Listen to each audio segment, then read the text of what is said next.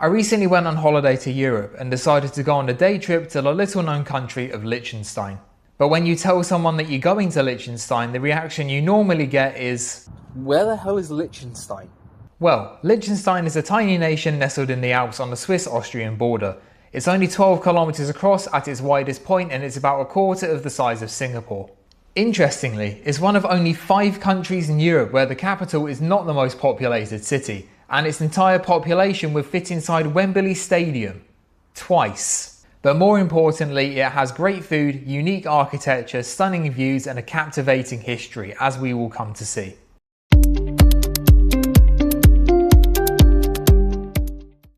I actually started my day trip in St. Gallen, which is in Switzerland, where I was lucky enough to catch a local folk festival the day before. Liechtenstein has no airport, so to get here you have to catch the train to Buchs in Switzerland, then get another 10-minute train across the border to Liechtenstein's main train station in Schaan. Alternatively, you can also get the train from Feldkirch in Austria. Liechtenstein has open borders, so I didn't have to worry about going through customs. And I started my day trip by heading to Schaan's main tourist attraction, the Catholic Church of St. Laurentius. There are a lot of churches in Liechtenstein, and it's no surprise considering 80% of the people here are Christian. That sounds like a lot until you realise 80% of Liechtenstein is about 12 people. Joking aside, I watched the sunrise over the Alps, then decided to get breakfast at a place called Café Wagner Schaan. If I wasn't already aware of how expensive Liechtenstein is, I was by the time the bill arrived. This meal set me back 20 Swiss francs, but it was good and the atmosphere in the cafe was pretty nice too. Once my food had settled, I started heading towards the capital city, Vaduz. There is a bus that takes you there, but I decided to walk so I could take in the views because it is absolutely stunning here. This country is it's like walking into a postcard when you cross the border. It is crazy how beautiful this place is.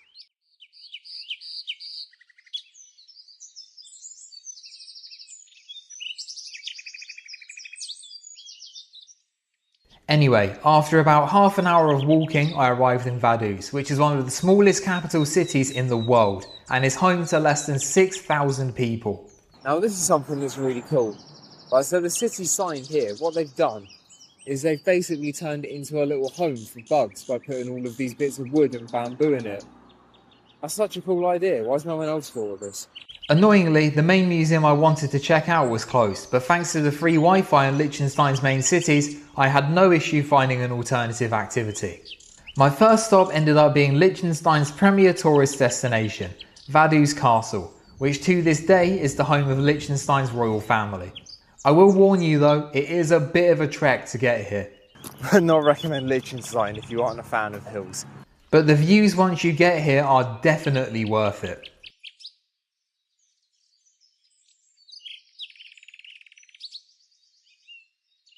One of the benefits of the walk to Vaduz Castle is the fact that the walk back to the city is all downhill. But there was a surprise waiting for me before I started heading back. How is this here? Like, Vaduz Castle is right there. And here we've got a sticker that commemorates Welsh fans of Wigan. Whatever. Once I got back to Vaduz Centre, I went to get my passport stamped at the local store, as like I mentioned earlier, there's no border control points here. Then it was time for lunch and I decided to get something fancy. Well, in Liechtenstein, fancy is the only option you really have available, so I didn't get much choice in that.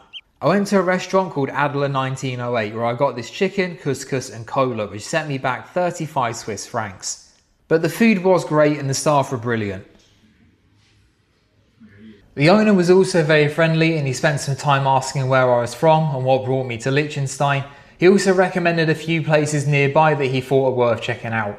I took his advice and after lunch I walked around the central plaza and brought myself a few souvenirs. While I was walking around, I couldn't help but notice the absolutely stunning buildings here and this, which is apparently the official government office. If I'm being honest, it's a bit ugly, isn't it? But it's got character and it's got a fantastic personality, and that's more important than looks, right? It's not just the architecture either. When you're here, you can't stop yourself from being blown away by the absolutely breathtaking panoramic scenery. Alright, look at this for a second, just to give you an idea. I'm at a petrol station right now, just walking past one. this is the view from that petrol station. Look at that. The architecture, the mountains, the clean streets, all of it is just stunning. Speaking of great architecture, I walked through Vaduz and eventually reached St. Florin Cathedral, which to my knowledge is the only cathedral in all of Liechtenstein. This church is built on older medieval foundations in 1874 and was officially made a cathedral in 1997. The princely crypt for the Liechtenstein royal family is also located here and is open to the public on the 1st of November every year. Sadly, I went in February, so I had to give this a miss, but at least it gives me an excuse to come back. By now it was starting to get late, so I began a slow walk back towards the Swiss border. But I had time to fit in one final stop, Rhinepark Stadium, the football stadium for Liechtenstein's national football team and their top domestic side, Vaduz FC, who play professionally in the Swiss League. The Liechtenstein Cup is held here every year and the winner earns a qualifier round spot for the Europa Conference League. Vaduz FC have won this tournament 52 times, which is the most times any team has won a single domestic competition in world football history. But to avoid bogging you all down with football trivia, I'll keep walking and head to the border. So here's something interesting for you that the non-European mind may struggle to comprehend. Where I'm standing right now, this right here, this is Liechtenstein. But that bit, on that side of the river, over there, is Switzerland. And the way you get there is by walking across this wooden bridge behind me. That's it. That is Liechtenstein's border control. You can walk from one country to another. Incredible. Liechtenstein, Switzerland. Liechtenstein, Switzerland. And with that, my day trip to Liechtenstein was over. All was left to do was catch the long-haul train to Munich to continue my European journey. Overall, I had a fantastic time in Liechtenstein, and even though it's so expensive to make Singapore look like a budget destination, I'll definitely be going back in future.